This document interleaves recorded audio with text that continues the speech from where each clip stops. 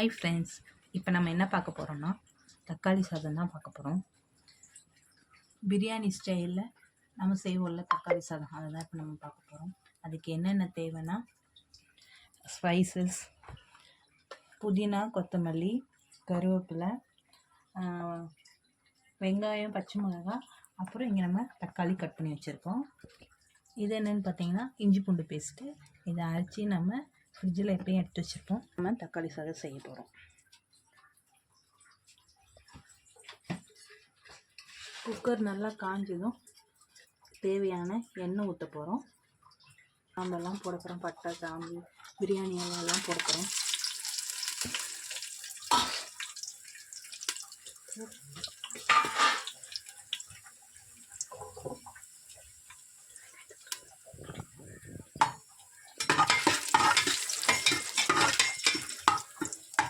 வெங்காயத்துக்கு போட போகிறோம். வெங்காயம், பச்சை மிளகாய், கருவேப்பிலையெல்லாம் போட்டு நல்லா வதக்கணும்.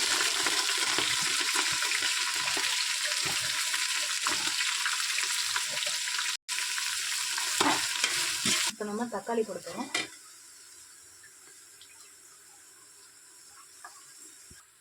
இப்போ நம்ம தக்காளியை வெட்டி வச்சுருக்க தக்காளியை போட போகிறோம்.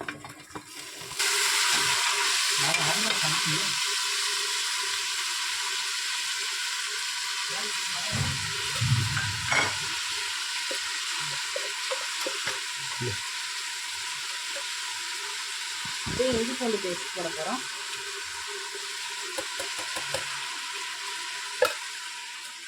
போகிற வரைக்கும் நல்லா வதக்கணும்.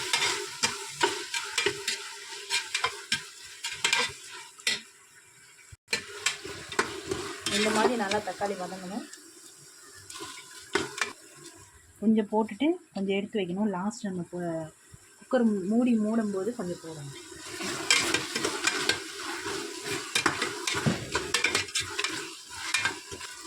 இப்போ நம்ம மசாலா பொடியெல்லாம் சேர்க்க போகிறோம். மிளகாத்தூள், மல்லித்தூள் மட்டும்.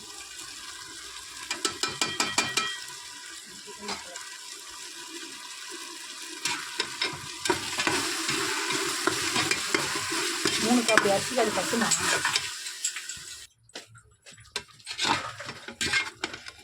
இந்த ஸ்டேஜில் இப்போ நம்ம அரிசி போட போகிறோம்.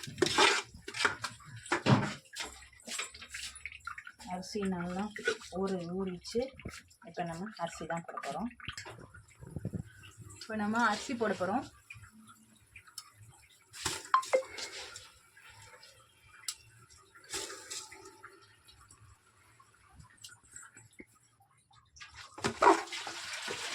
மூணுக்கு 6.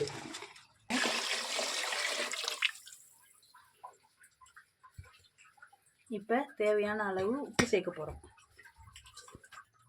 தேவையான அளவு உப்பு சேர்க்க போகிறோம்.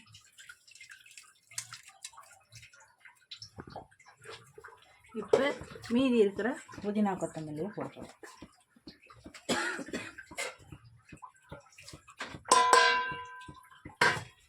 போட்டுட்டு நல்ல ஒரு கிளற போகிறோம்.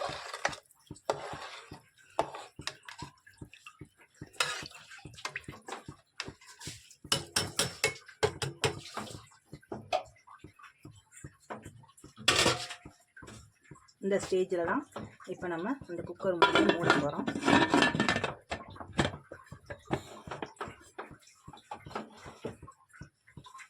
நல்லா ஏர் வந்ததுக்கப்புறம் நம்ம விசில் போட போகிறோம். வெயிட் பண்ணி தட்டி இது பண்ணு.